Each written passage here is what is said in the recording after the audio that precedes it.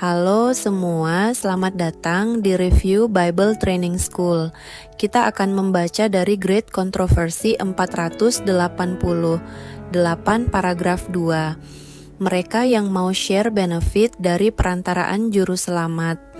Tidak boleh izinkan apapun yang menghalangi kekudusan kita dalam takut akan Tuhan.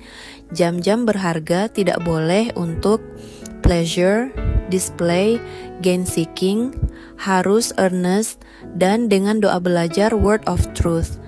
Topik sanctuary dan penghakiman harus dengan jelas dimengerti oleh umat Tuhan.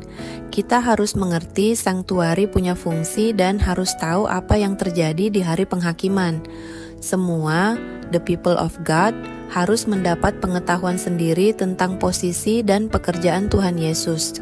Kalau tidak seperti itu, tidak bisa exercise faith yang penting untuk saat ini atau mendapatkan posisi yang Tuhan tentukan untuk diisi.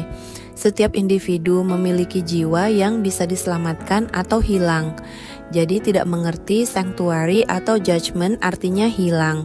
Setiap kasus sedang menunggu di catatan surga dan dihakimi satu persatu.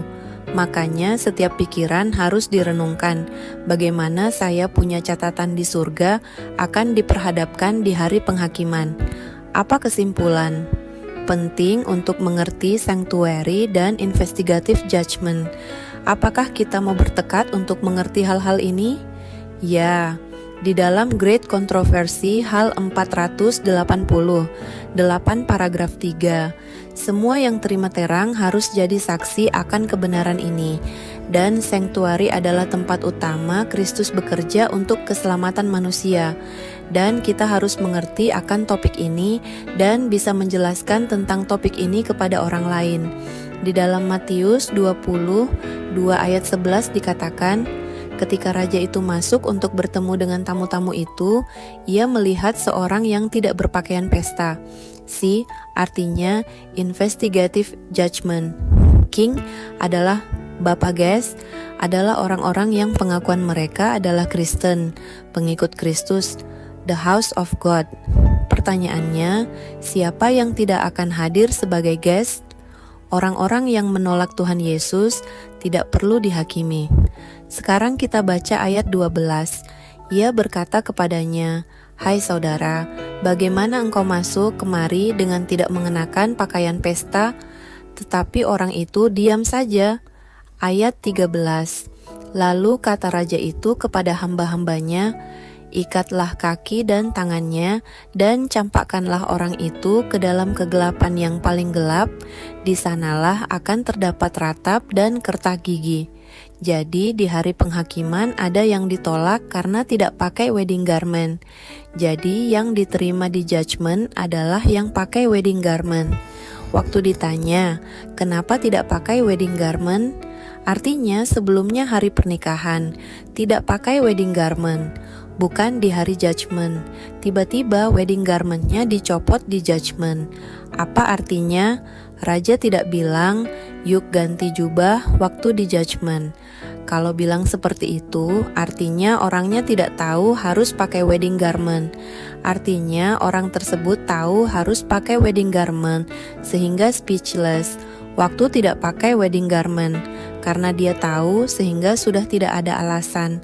Dan how itu menunjukkan bahwa dia tahu bahwa seharusnya di wedding memakai wedding garment. Karena dia tahu dan tidak pakai, sehingga tidak ada alasan. Di saat buku kita dibuka di surga, kita semua sudah tahu. Kalau kita tidak tahu, seharusnya kita tahu. Karena tidak akan dihakimi kalau benar-benar tidak tahu. Dan how seharusnya tahu. Dan kamu tidak tahunya karena waktu yang seharusnya kamu gunakan untuk tahu bagaimana dapatkan wedding garment, kamu gunakan ke sesuatu yang lain. Karena waktu adalah talenta, dan semua orang diberikan waktu yang sama. Atau setiap orang ada talenta waktu, siapa suruh tidak digunakan dengan bijaksana. Sekarang kita baca Lukas 13 ayat 22. Saat Yesus perjalanan ke Yerusalem, ada salah satu muridnya yang bertanya, "Apakah cuma sedikit yang selamat atau tidak hilang? Apakah cuma sedikit yang dibebaskan dari dosa?" Apakah cuma sedikit yang bilang kita tidak berdosa lagi? Kamu harus berjuang untuk masuk jalan sempit. Banyak yang mau tetapi tidak sanggup. Di saat tuan rumah bangkit berdiri dan tutup pintu, kamu mulai mengetuk pintu. Dan Tuan, saya tidak tahu kamu dari mana, sama dengan dibuang ke dalam kegelapan tadi di Matius 22. Artinya, sangat sedikit yang mengerti judgment dan sanctuary, karena banyak yang dipanggil, sedikit yang dipilih, tidak banyak. Artinya, di hari penghakiman adalah hari tutup pintu. Artinya setelah tutup pintu, banyak orang mau cari mengerti sanctuary dan INV judgment. Mereka akan pergi dari timur ke barat, tetapi tidak akan menemukannya. Karena kita belum tutup pintu, carilah sampai dapat. Tuhan memberkati.